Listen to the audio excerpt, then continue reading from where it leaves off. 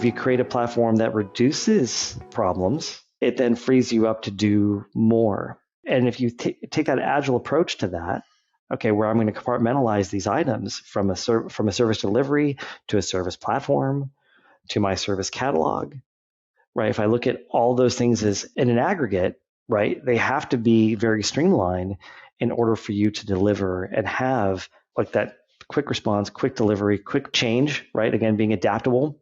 So, and I think Agile really defines that. Like if you have to believe, right? I mean, Ted Lasso here, put the believe sign above the doorway, right? Like you've got to believe in the model and you have to have your team believing in the model. And frankly, you have to get your clients believing in the model. They don't know that it's Agile. They don't care.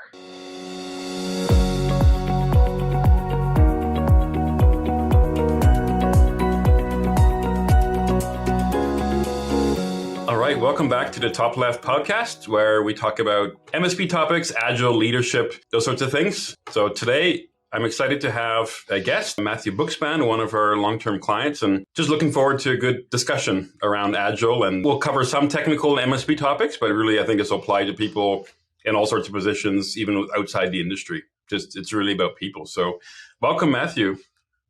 Thank you. Thank you for having me. This is a privilege to have a discussion around this. We haven't planned for this. We just jumped on and we're like, yeah, let's record this. Have some fun. That's what makes it fun. Yeah, just spontaneous. I was speaking with a guest recently, like we recorded a podcast that was great. And then I'm like, it seems like every time after we stop recording, then the real conversation starts. So, of course. Okay, so I know you shared on emails that you're really passionate about Agile and it's been transformational in your business. So I guess, yeah, what got you into that? So I've been in Agile or doing Agile type development since probably 2007. Probably, yeah, 2007. So prior to starting an MSP, I was in the software development world. And we had moved away from the traditional waterfall model and then had started to embracing Agile, I actually became an official Scrum Master, went through that whole process. So when we started BlackTip in 2010, it was, okay, how are we going to maintain that inside of an MSP? Like, how does that work? Right? How do we manage the workload? How do we manage the process and the systems? And it was hard for the first few years because there's not many pieces out there. Software was pretty limited back then, right? And I'm not even talking like MSP-based software. I'm just saying software in general. There are very few products that allow you to do either Kanban or anything of merit. How about that? We just worked through it. Sometimes we would do old school and use Post-it notes and put it up on the whiteboard and kind of work through it that way, and then still have tickets that we just mentally mapped right to what that work was. And it took quite a few years before we saw a product that really let us work this way. And I think the first thing that we saw was from ConnectWise itself. They developed the Agile board, which very few people even know about. It was a beta. We managed to get on it, and we started working that way. And it really opened up the visual workflow for us. Right. Instead of having to step into the other room and figure out what was going on, we now had it, in our faces, which that obviously sped up the whole process. And then when we found TopLeft, not too long thereafter, and the fact that we could integrate not just our standard, reactive tickets, that we could even integrate our project tickets and have a holistic view of all the work in progress, it completely changed our workflow and made it incredibly transparent.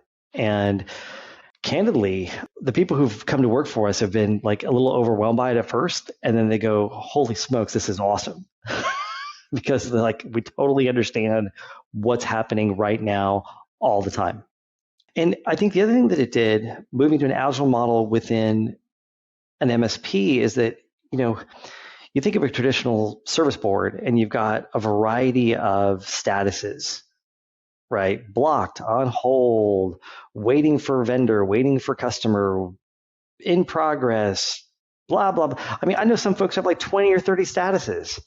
How do you keep up with that? We have 5. Backlog, blocked, ready, doing, done. That's it. Easy, no thinking. Yeah. Keeps it 5 simple swim lanes. Like, exactly what, because we had the rationality or we applied the rationality to say that if you're blocked, that means you're waiting on anything. It doesn't matter. Why do you have to have a special status for that? waiting on client, waiting on partner, waiting on vendor, waiting on whatever. You're still waiting. Like, what difference does it make? So strip back the complexity. So that's part of what Agile is about. Strip back the complexity. Keep it simple.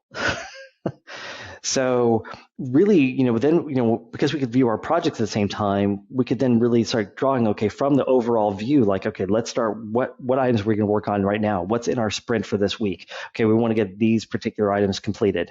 Okay, then we're going to complete the next phase, and then the next phase.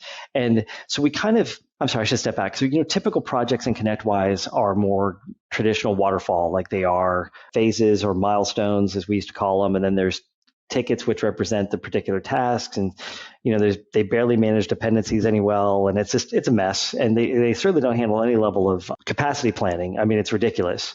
So we looked at it and said, okay, let's strip this back. We know we have phases and milestones, but how do we start leveraging just the pieces that work for us? And that's where TopLeft actually came in really handy, because again, we could view everything and say, okay, now we're just going to work on these pieces. We start the week, we meet in person, we have a daily huddle. I'm like, okay, these are the pieces we're going to work on this week. Okay, done. I mean, I'd love to have more capabilities, hint, hint, nudge, nudge. But with what we have right now, it still makes it incredibly transparent and very, very easy to manage. So I've completely talked your ear off. Your turn. No, it's good. So you just to drill into a couple things you mentioned. So you said you got new team members. First, they're overwhelmed, and then they're like, "Oh wow, this is awesome." So I guess those people, are they like new to the industry, or they're already familiar with ConnectWise or Autotask? So they might be familiar with the ticketing system, not necessarily MSP work. We help them, first of all, because we give them a book. It's actually one of the books that you gave us. When we first started, we bought a bunch more of them. No, it's not the Phoenix Project. It's the other one, which I'm blanking on. Making Rolling Rocks work. Downhill, or Visualizing Work? No, Visualizing Work. Yeah.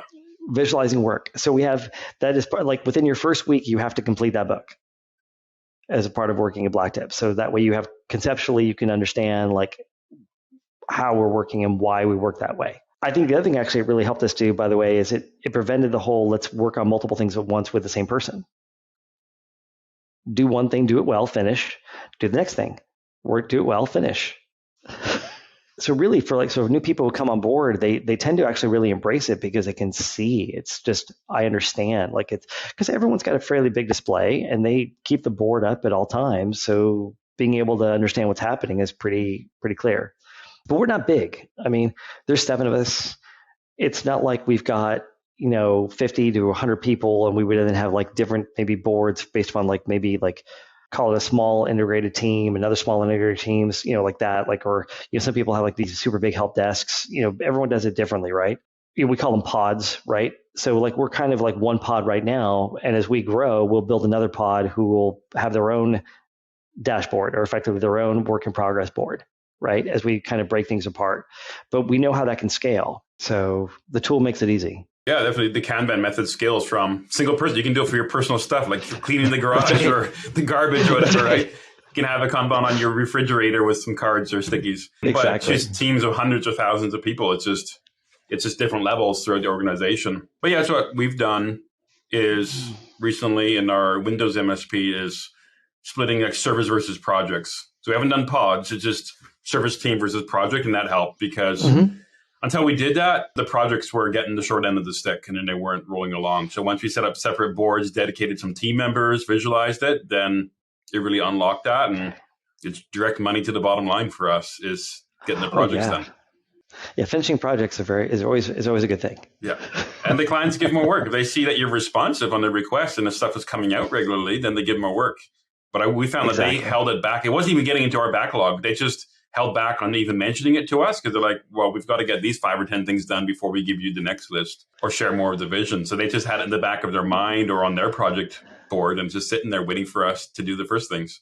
Wow. Our clients, because we're so fast, and I'm not bragging, like we're just really, really fast. They're like, okay, hey, we can only swallow so much. It's the opposite problem. Yeah, I had coffee with another client last week, Scott, and who spoke at our boot camp last year. And they went from something like 300 open tickets and projects, actually 300 open projects, he said, and stuff taken forever, team overwhelmed, just spinning their wheels. And they got it down to like single digits, double digit ticket numbers. And their response time is so quick. The client's like, I'm not like, can you at least give us 15 minutes? Like they're calling right and on it right away. And then the client's not ready. So, yep, we have that same problem.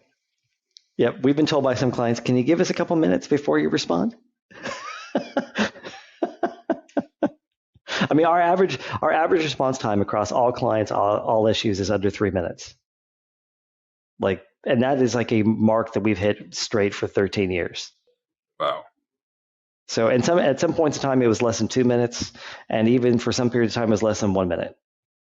And I'm not making that up. I'm looking over here because I see this big dashboard on my wall, and essentially, like, I can go back for all the history and prove it. Like, it's a differentiator, right? Hyper responsiveness is a differentiator for every MSP. Responding and good communication all the way through the process, but also getting it done. It's one thing to acknowledge and say we got it, but actually following through and getting it resolved. Yeah. I have a goal, and it's an unrealistic goal. I fully admit that, but that we want to achieve resolution in under 20 minutes. Okay. Now, some things you can do, like that, within couple minutes because they're quick answers or quick solutions or whatever the case may be. Other things, some problems take longer, and then onboardings, of new employees, those always take more time. It's just more moving parts. So you can't do that in 20 minutes. I've never been able to do it that fast, like even personally. It's impossible. There is some automation with PowerShell and different things to get it down. Oh, we've done all that. But 20 minutes is still very tight. Yeah. Yeah, we've done all that. But I'm talking onboarding, I mean, like a computer too. Like, I'm not talking hardware about and everything. Okay. Yeah. Yeah, hardware and everything. Yeah. Is this like an employee in accounts? Oh, that's like 5 minutes. That's easy. Like, that's easy. But like when you add in the computer, and even with whether you're Apple or Windows and you do ADE or Windows Autopilot, like it still takes a few minutes, like to bake all that stuff in. So do you have a dispatch person who receives tickets and calls? Absolutely not. Nope. Wow. Nope. Don't believe in it. And that's never going to hire it. But you've had somebody in that role before? Nope. Never have. Okay. Nope. Okay. Nope. No, what we train here is for accountability. And there are no such thing as like favorite people I work with or favorite tickets I want to take. It comes in, you take it. Whoever's available, resource takes it. It is a full pull model. Okay. Nice. So we take that pretty seriously. But everyone's, let's say, there's still certain things that have to be done with the ticket, with agreement types, work types, that sort of thing. Or I guess work automated. Types, do you track it? Automated, fully tracked. Okay. Oh, fully tracked. Oh yeah, fully done. Like we have built out ConnectWise managed with as much automation as possible, so tickets can get auto categorized, type items, and we rename, like, we have a whole process of like, okay, assign yourself, rename ticket title so it's actually in English, and you understand what they're asking for. Then treat the ticket, configure it auto assigned, because again through workflow rules, and then begin working with the client and their issue. Every single ticket. And then we do a ticket review at the end of the day where we review every single ticket that came through the system as a team. Every day? Every day. And how long does that take? 15 minutes. Okay. Yeah. It's more just to validate what we've already done throughout the day. And then if anyone had any questions on anything. Did you bring up each ticket and look at the whole list of time entries and everything? Absolutely. Wow. And are you doing that out of TopLeft now? No, maybe we should. That's a good point. I mean, we have our done column. We could, but I guess the thing is, well, in my ignorance, I might have to have you show me how to do that. Yeah, well, if you got your done column, you could click on it to bring up the notes and go through it, and then you could drag it to a close column or just hit the close button on it. Oh, that's interesting. What we do is we actually leave the tickets open for 12 to 18 hours, and then they auto close. Okay. We have a workflow rule that handles that part. It's interesting because we've been using the main service ticket search and ConnectWise to review that. That's interesting. Okay. We'll talk to the team. Didn't think about that. You could do a manual close. Yeah. What's that? Yeah, so you could do a manual close, and that shows that. Oh, no, we that part we know. Yeah. Yeah, we know that part. But we let the system auto close it just because in case the client responds back in the morning that something wasn't done, to their expectation, that we avoid the whole reopen nonsense. Yeah. Right. We don't want to get marked up because maybe we finished something the person had left, or maybe they just had one more question. Right. We give them that opportunity. Okay. And so I want to try ticket review now. And okay, that's good. That's a good suggestion. Yeah. So I guess what about your projects? Like, how many projects do you do? Like, let's say, how many projects would you have open now? Right now, we have about a half dozen projects open. We tend to try to keep that low and keep that number less than 10, and ideally even less than 5, like concurrently and open. And then because again, we try to do them quickly, and we also compartmentalize projects so that way we can say, okay, this is what we're going to do for this part. Let me put it this way. We sometimes have very large projects that are going to take 30 days or more. But what we'll do is we may break it down into multiple sub-projects, or we'll put it in one project and just do it by phases, depending on how we want to do it. But I just hate having projects that last that long. So instead, it's like, okay, this is the sprint. We're going to do this particular tickets, and then we're going to complete that one, and we'll open up a new project and add the next level of tickets, which then get a part of that sprint, which then get completed. So that's how we do it. You do it, okay. And that's like a week or 2 week sprint? Generally a week. Week? Okay. Mm-hmm. Yeah. Yeah, that's a key thing, is minimizing that work in progress where you get your velocity and less things to talk about, right? Like if you're only working on a handful of projects, that your meetings are so much easier. Exactly. The only time it gets a little more tricky are onboardings, like client onboardings, because those have a lot more tickets and a lot more components. Yeah.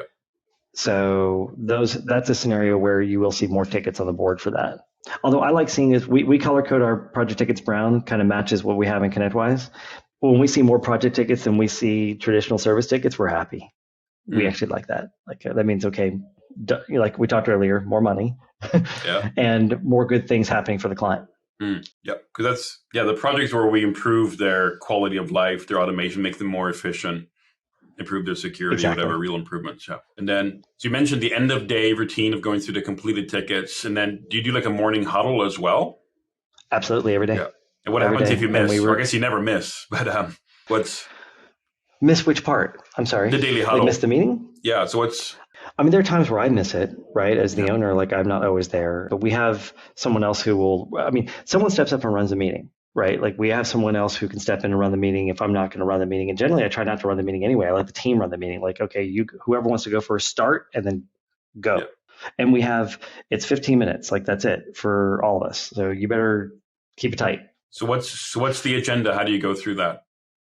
So it's okay, what's on your day and what's blocking you? And it's not like, hey, go into detail as to, okay, and here's all the history and background and blah, blah, blah, because no one cares. Like, move on. Like, just say, here's what I'm going to do. And then if there's anything else that's open, like, hey, I'm open for the rest of the day. So if there are other things come in, let me see where I can step in and help. Yeah, very flexible. Okay. So I've heard you've evangelized other MSPs and converted them over to the Agile way. I guess, how has that gone? I've tried. I try to lead by example. We show people why we work the way we do. Some folks are overwhelmed or afraid of it, or I don't know if that's really the right word, but like they're not sure. Maybe that's a better word. But they have to decide for themselves what's best for their organization, how they work, right? Because every MSP is unique. Everyone is. Like I've never met this, like we all work the same way. No. And they all kind of take form and shape of their owner anyway, in some capacity. They do. Right? And what is it? It's like 80 to 90% of MSPs are less than 10 people. Right? It's like a pretty big number, right? So whenever we hear about all these super big MSPs, it's like, okay, that's not the norm. So the norm is us smaller folks. But for a bunch of our friends and peers where we have demonstrated how we work, they get very interested in it and they try it out. I can't say they're all successful with it because it does take a different mindset and it takes a different approach to work. Mm-hmm. And not everyone's ready or willing to accept that kind of change. So, but we showed this to everybody. I mean, I showed this to my good friend Bjorn, whom you know as well. I showed him TopLeft back in 2017, and he's like, "What the hell is that?" And I explained to him, I said, "This is how we work." And he's like, "Dude, you're like next gen." And that was 6 years ago, right? And so maybe back then we were, but not today. It's still not many people are into it comparatively, looking at how a lot of people are still using traditional methods. And yet this method of managing work and thinking about work has been around for over 50 years in other industries. Yeah. It's nothing new. Oh, yeah. Look at Toyota. Yeah. I mean, I've read so many books on Kanban. Holy crap. I would love to go to Japan and tour Toyota and these other places. Me too. There's this guy called Paul Akers. Have you heard of Paul Akers? Yes, sure have. And so I've been watching his videos and stuff, and he arranges these tours multiple times a year. So it's like $4,600, and it's like a jam-packed week. It's like 6 days of you're visiting 3-4 companies every day, seeing how they do things. Go. You check their bathrooms, you check everything, because everything is clean and spotless and organized. Welcome to my office. You should see this place.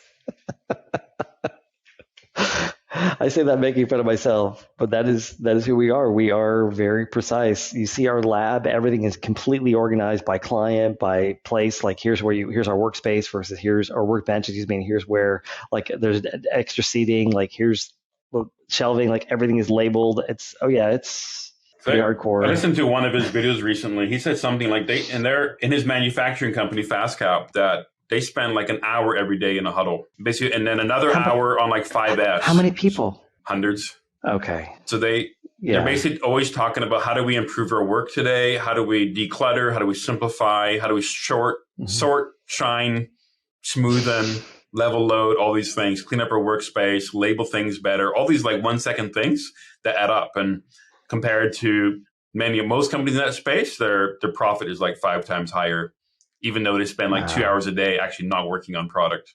Well, if you've read any books on Kaizen, right? Continuous improvement, right? And what I try to tell people is like, if we make one change a week, we will make 52 changes in a year. Yep.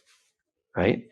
If you make one every business day, right? Roughly 20 business days a month times 12, that's 240 changes. Like that's a lot. And it's pretty awesome. And you look back and go, oh my gosh, we did that way. Why? Look how much better it is now. So we're constantly, evaluating and improving. And not just change for change's sake. It's like, okay, is this broken? Is this wrong? How do we make this better? So we're constantly looking at like all of our tools, all of our systems, all of our processes, and saying, okay, what could be better?